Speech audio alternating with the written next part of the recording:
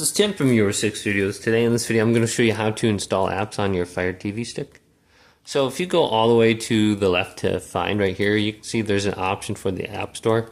You can just go to this and browse by the different genres or different categories. So it looks like there's an Instagram app on here now, DirecTV, etc.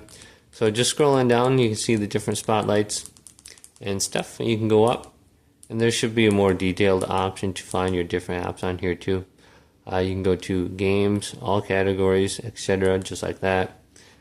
For example, let's go to education. Check out these different apps. Now, if the app's not in here that you want, you can just go to search, and you can type it in, or you can just use the Alexa button and just say it. So let's do Disney Plus. It'll bring you directly to the application and you can download it. So you can see your apps on the home screen here. Just scroll on down. You should be able to find them somewhere on here if you recently used them.